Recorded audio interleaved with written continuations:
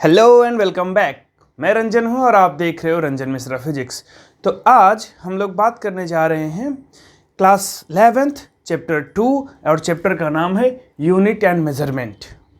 इसके पहले हमने पहला चैप्टर देखा था फिजिकल वर्ड, जिसमें हमने पूरे फिजिक्स का एक ओवरव्यू देखा था। इस चैप्टर में हम देखेंगे कि यूनिट सिस्टम क्या है, मेजरमेंट क्या है। दरअसल में हम पूरे फिजिक्स में करेंगे क्या, मैक्सिमम टाइम आप देखोगे कि जगह जगह पे हम फोर्स निकालेंगे, वेलोसिटी निकालेंगे, एक्सेलरेशन निकालेंगे, डेंसिटी निकालेंगे, कुछ ना कुछ हम मेज़र करते हैं।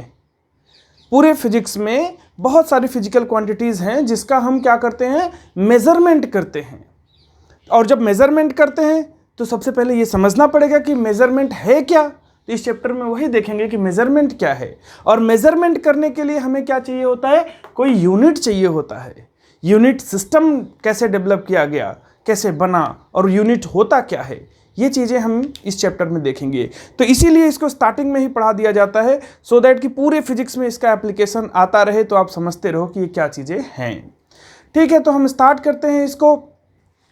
बात शुरू होती है क्वांटिटी से कि क्वांटिटी क्या है।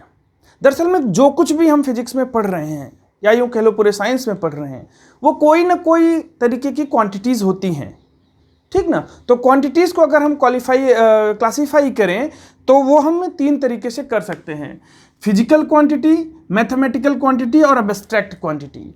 फिजिकल क्वांटिटी इसको बोलते हैं दैट कैन बी मेजर्ड, जिसको मेज़र किया जा सके, that quantity is known as physical quantity. For example अगर आप देखोगे तो length, for example mass, for example time, for example velocity, density, etc, force, acceleration, work done, energy, ये सब, ठीक ना, ये सब फिजिकल क्वांटिटी हैं।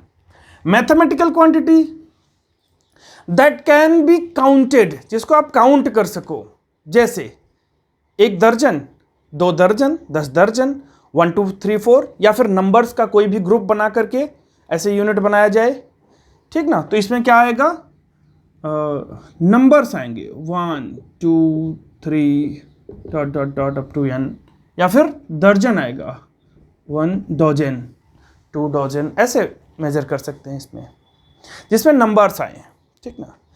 तीसरा एब्स्ट्रैक्ट क्वांटिटी भी होती है। एब्स्ट्रैक्ट क्वांटिटी का मतलब that can nether be measured nor be counted, जिसको हम ना तो मेजर कर सकते हैं ना तो काउंट कर सकते हैं, उसको बोलते हैं एब्स्ट्रैक्ट क्वांटिटी। फॉर एग्जाम्पल जैसे मैं कहूँ कि आज मुझे आपसे बातचीत करके खुशी हो रही है, I am feeling very happy, तो दिस हैप्पीनेस, ये जो खुशी है, दिस इज एब्स्ट्रैक्ट क्वांटिटी। हम इसको ये नहीं बता सकते कि हम 2 किलोमीटर खुश हैं या 2 kg खुश हैं, राइट। तो एब्स्ट्रैक्ट क्वांटिटी क्या है, जिसको that can neither be counted nor be measured, जिसको ना तो मेजर कर सके ना तो काउंट कर सकें, उसको बोलेंगे। जैसे और एग्जांपल देखो इसके, सैडनेस, हैप्पीनेस तो आपने देख लिया, खुशी तो देख लिया, और सैडनेस भी है। और जैसे दूसरा और क्या एग्जांपल, एंगर, टेस्ट, हम कह रहे हैं कि ये मिर्ची बहुत तीखी है, अब कितना तीखा है ये कैसे बताएंगे, हमें अच्छा नहीं लग रहा है, मैं दुखी हूँ, कितना दुखी हूँ ये कैसे पता चलेगा। तो ये इसको हम किसी मीटर में, केजी में, या फिर नंबर में, दर्जन में नहीं बता सकते। तो ये क्वांटिटीज़ कहलाती हैं एब्स्ट्रैक्ट क्वांटिटी। बट हमारे काम का फिजिक्स में हम इसको पढ़ेंगे, जब हम एक्सप्रेस करेंगे तो इसकी भी हेल्प लेंगे। कोई भी हम क्वांटिटी जब मेज़र करते हैं तो Q is equal to NU के फॉर्म में करते हैं, जहाँ पे ये उसका नंबर है और ये उसका यूनिट है, ठीक ना। तो एब्स्ट्रैक्ट क्वांटिटी की हमें ज़रूरत नहीं पड़ती, उसको केवल फील किया जाता है, महसूस किया जाता है। उसको एक्सप्रेस करने के लिए ऐसा कोई यूनिट और कोई ऐसा यूनिट सिस्टम नहीं है। आगे हम देखेंगे कि फिजिकल क्वांटिटी जो है, इसको it can further be classified into 2 form, fundamental quantities and derived quantities. जो फिजिकल क्वांटिटीज है, जैसे मैंने बताया कि length, time, mass, force, acceleration, energy, work, density, all that, इसको क्या कर सकते हैं हम, इन सबको फिर क्लासिफाई किया जाता है 2 पार्ट में। ऐसे तो बहुत है ना, तो हमें ये देखना पड़ेगा इसमें से फंडामेंटल कौन है और डिराइव्ड कौन है। तो इसी आधार पे ये दोनों बनते हैं, फंडामेंटल और डिराइव्ड। फंडामेंटल का मतलब जो सबसे बेसिक है, जिसमें जो that can not further be divided into more fundamental. Fundamental quantities are those quantities those cannot be derived further more fundamental quantities। जैसे लेंथ है, अब लेंथ को फिर से किसी और फंडामेंटल में नहीं तोड़ा जा सकता, उससे नहीं डिराइव किया जा सकता, ठीक ना। लेकिन जैसे कि वेलोसिटी है, तो वेलोसिटी को हम ब्रेक कर सकते हैं किसमें, लेंथ और टाइम में। तो वो लेंथ डिवाइडेड बाय टाइम, वो हमारा वेलोसिटी आ रहा है, तो वो डिराइव्ड हो गया। तो डिराइव्ड क्वांटिटी को डिफाइन करते हैं कि that can B derived from the fundamental quantities, जिसको हम फंडामेंटल क्वांटिटी से डिराइव कर सकते हैं। तो इसका अब आप इसमें फंडामेंटल क्वांटिटीज जो हैं उसमें आप क्या देखते हो कि इसमें लेंथ है, मास है, ये टोटल 7 है। अभी हम यूनिट सिस्टम में देखेंगे कि इसमें क्या क्या है, लेंथ है, मास है, टाइम है, इसके बाद फिर एम्पियर है, मतलब करंट है, इलेक्ट्रिक करंट है, और क्या है, अमाउंट ऑफ सब्सटेंस है, और क्या है, टेम्परेचर है, ठीक है, ये टाइम के लिए है, ये टेम्परेचर के लिए है, और क्या है, और ल्यूमिनस इंटेंसिटी है, ऐसे करके इसमें 7 है, अमाउंट ऑफ सब्सटेंस भी है। इसमें ये तो बहुत ज़्यादा हैं, इसमें तो इन दोनों को मिला के बहुत सारा बना सकते हैं। जैसे लेंथ डिवाइडेड बाय टाइम किया तो आपका क्या आ गया, वेलोसिटी आ गया। Velocity divided by again time किया तो क्या आ गया, एक्सेलरेशन आ गया। तो एक्सेलरेशन मल्टीप्लाइड बाय मास किया तो क्या आ गया, फोर्स आ गया। फोर्स मल्टीप्लाइड बाय डिस्टेंस किया, डिस्प्लेसमेंट किया तो वर्क आ गया। वर्क आ गया तो एनर्जी आ गया। एनर्जी से मतलब बहुत सारी चीज़ें इसमें किया जा सकता है, ये तो हजारों हो सकते हैं, लेकिन ये केवल 7 हैं। फंडामेंटल क्वांटिटीज 7 है, ठीक ना। और उसके साथ साथ 2 सप्लीमेंट्री क्वांटिटीज भी हैं, जिसमें हम एंगल और सॉलिड एंगल करेंगे। अभी हम देखते हैं इसको थोड़ी देर में। अच्छा, तो इन क्वांटिटीज को हमें क्या करना है, इन क्वांटिटीज को हम मेजर करेंगे फिजिक्स में। किसको, फंडामेंटल को भी करेंगे, डिराइव को भी करेंगे, दोनों को हम मेजर करते हैं। थ्रू आउट द फिजिक्स आप देखोगे कि मेजरमेंट ही चल रहा है मैक्सिमम जगह पे। आप कहीं पे वेलोसिटी मेजर कर रहे हो, मोशन मेजर कर रहे हो, स्पीड मेजर कर रहे हो, डिस्प्लेसमेंट मेजर कर रहे हो, डिस्टेंस मेजर कर रहे हो, एनर्जी मेजर कर रहे हो, वर्क मेजर कर रहे हो, फोर्स मेजर कर रहे हो, ये सब आगे भी और चले जाओगे तो आपको हीट मेजर कर रहे हो, और ऑसिलेशंस मेजर कर रहे हो, चार्ज मेजर कर रहे हो। जहां मैक्सिमम जगह पे आपको फिजिक्स में मैक्सिमम चैप्टर में मेजरमेंट ही मिलेगा, आपको मेजर करना है। तो सबसे पहले अब हम देखेंगे कि व्हाट इज दिस मेजरमेंट। तो यहां पे इसका डेफिनेशन है कि मेजरमेंट क्या है, किसी भी फिजिकल क्वांटिटी का मेजरमेंट क्या है। तो मेजरमेंट बेसिकली कंपैरिजन है। Measurement of a physical quantity involve comparison of that physical quantity with a accepted unit, standard unit of the same quantity.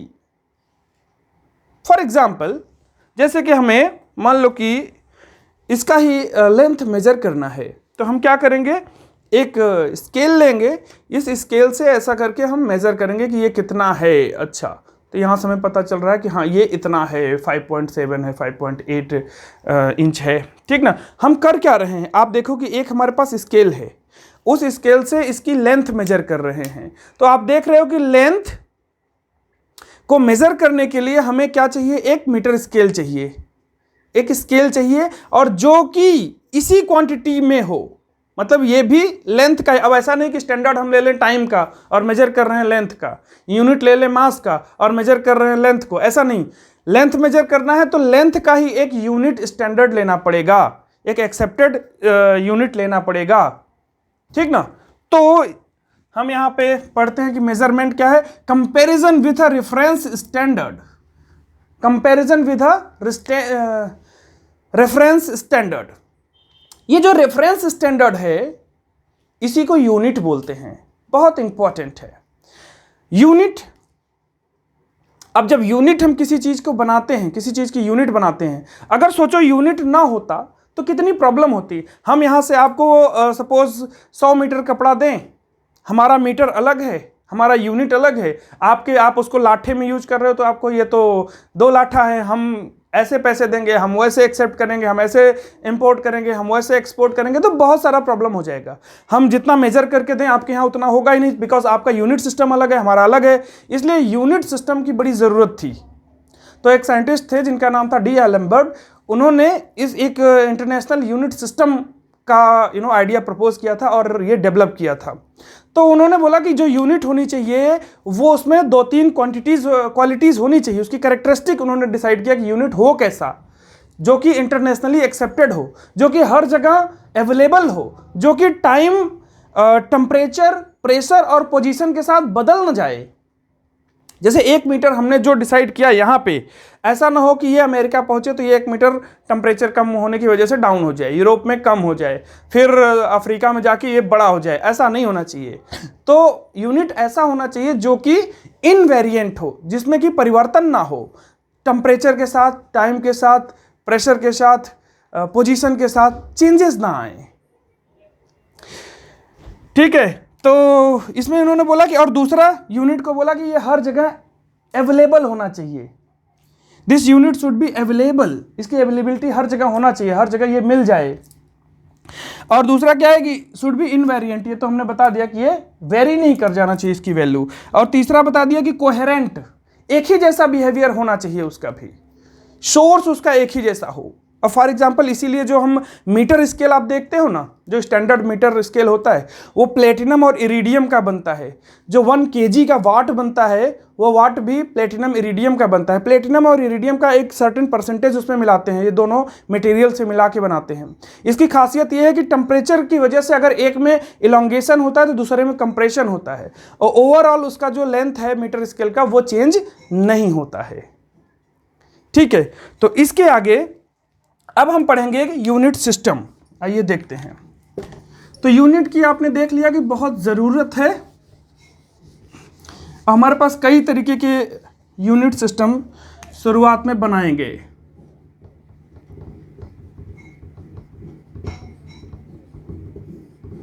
जैसे पहला हमारा आया, ऐसे ही कर लेते हैं, CGS यूनिट, CGS यूनिट, दूसरा है FPS यूनिट, तीसरा है MKS यूनिट। और इन सब के अलावा एक और आता है जिसको हम बोलते हैं SI यूनिट। ये बाद में डेवलप किया गया था 1971 में। पहले ये तीनों, इसको हम बोलते हैं CGS, सेंटीमीटर, ग्राम, सेकेंड। तो सेंटीमीटर में लेंथ मेजर करते हैं, ग्राम में इसका मास मेजर करते हैं, सेकेंड टाइम के लिए है, इसमें फुट लेंथ के लिए है, पॉन्ड मास के लिए है, और सेकेंड टाइम के लिए है। इसमें मीटर है लेंथ के लिए, किलोग्राम है मास के लिए, और सेकेंड है टाइम के लिए। तो एक चीज़ तो इसमें सब में आप कॉमन देख रहे हो, सेकेंड की सब सारे यूनिट सिस्टम में जो सेकेंड है वो टाइम का यूनिट है, बाकी लेंथ और मास के लिए अलग अलग हैं। इसको बोलते हैं गॉसियन सिस्टम, इसको बोलते हैं फ्रेंच सिस्टम, इसको बोलते हैं ब्रिटिश सिस्टम या यूरोपियन सिस्टम, और इसको MKS सिस्टम, मैट्रिक सिस्टम भी बोलते हैं। इन सब के साथ साथ बाद में इसको दिया गया, और इसमें काफ़ी कुछ MKS जैसा है, मैट्रिक सिस्टम ये भी है। तो इसमें ये बताया गया कि लेंथ, मास, टाइम, करेंट, इसके बाद टेम्परेचर, इसके बाद हम ऊपर लिख दें, बोर्ड मेरा छोटा पड़ता है, मैं जल्दी ही इसको चेंज करने वाला हूँ, ऑर्डर दिया हूँ, देखो कब तक आ जाता है। तो हम पढ़ रहे हैं SI सिस्टम, जिसमें कि हमने बताया कि टोटल कितने हैं, 7 हैं। पहला क्या है, लेंथ है, दूसरा क्या है, मास है, तीसरा क्या है, टाइम है, और चौथा क्या है, करंट है, करंट का मतलब यहाँ पे इलेक्ट्रिक करंट से है। तीसरा, चौथा, पांचवा क्या है?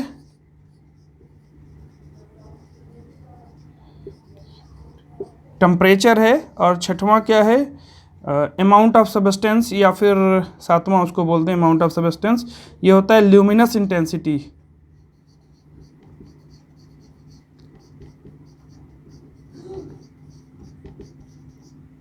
और ये टेम्परेचर का मतलब थर्मोडायनेमिक टेम्परेचर, करंट का मतलब इलेक्ट्रिक करंट, ठीक ना।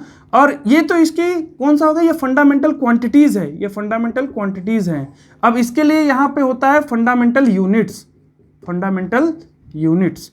तो लेंथ को मेजर करते हैं मीटर में, मास को मेजर करते हैं किलोग्राम में,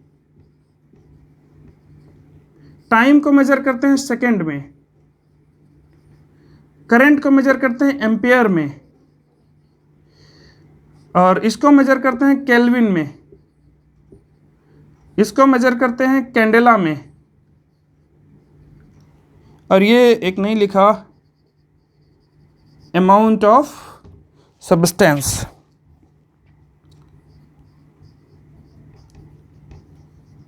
इसको मेजर करते हैं मोल में, ठीक ना। इसका जो सिंबल है ये m है, इसका क्या है? kg है, इसका क्या है? s है, इसका क्या है? a है, इसका क्या है? t है, इसका क्या है? cd है, cd है, इसका क्या है? mol है, मोल है। अब ये 1 मीटर क्या है? हमने बताया कि प्लेटिनम इरिडियम की क्या है? दो चिन्हों के बीच की दूरी है ये क्या है? किलोग्राम क्या है? एक ये वेट है, एक्चुअली एक इंटरनेशनल ऑर्गेनाइजेशन है, ब्यूरो ऑफ कुछ उसका नाम है, वेट एंड मेजर, जो कि फ्रांस में है शायद।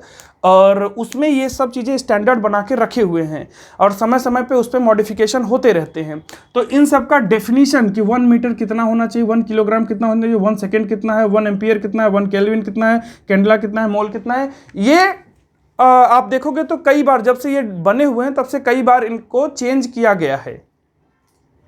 पर्पस ये है कि ये कितना एक्यूरेट है। आपके एनसीईआरटी में भी आप देखोगे तो एक बार आप जस्ट देख लेना, वो आपके बोर्ड में पूछा नहीं जाएगा, टेस्ट में पूछा नहीं जाएगा, बस जानकारी के लिए। तो उसमें बताया गया कि 1 मीटर क्या है। तो 1 मीटर वो है डिस्टेंस जिसमें कि 1 बाई लगभग 3 × 10⁸, वो 3 × 10⁸ नहीं है, 299,752 कुछ ऐसा करके 455 ऐसा जो भी है, उतना 1 बाई इतने सेकेंड में ट्रेवल किया गया, सनलाइट के द्वारा ट्रेवल किया गया डिस्टेंस है, तो उसको बोलेंगे 1 मीटर।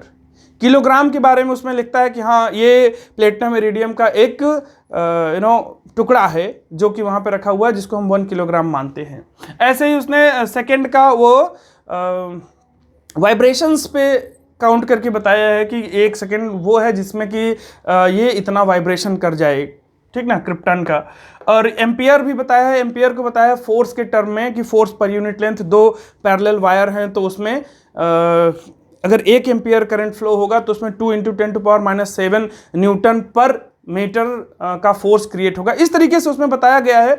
और आप देख लेना, मैं इसके नीचे डिस्क्रिप्शन में भी एक लिंक दे दूंगा, एक स्टडी मटेरियल जो दे रहा हूँ उसमें भी ये सारा दिया हुआ है।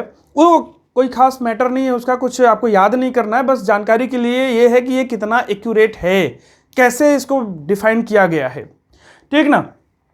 तो ये हमारा हुआ फिजिकल क्वांटिटी और ये हमारा हुआ फिजिकल यूनिट, फंडामेंटल क्वांटिटीज और फंडामेंटल यूनिट्स। तो इसके अलावा, दरअसल में इसके अलावा 2 और हैं एसआई सिस्टम में, 2 और हैं जिसको हम बोलते हैं सप्लीमेंट्री।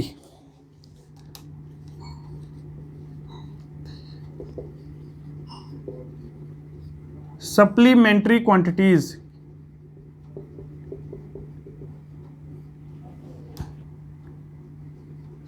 तो इसमें पहला है एंगल और दूसरा है सॉलिड एंगल। अब ये सॉलिड एंगल क्या है? एंगल तो यही है, आपको पता है, जैसे ये एक लाइन है, एक लाइन ये है, इसके बीच का ये जो एंगल है, इसी को हम एंगल बोल रहे हैं। और सॉलिड एंगल क्या है? सॉलिड एंगल आप देखोगे तो ऐसा कोन है, जैसे कोई कोन है, कोन के अंदर अगर ये एंगल जो बन रहा है ये है सॉलिड एंगल। ठीक है, इसके बारे में थोड़ा सा और अगर मैं जानूं तो आप देखोगे कि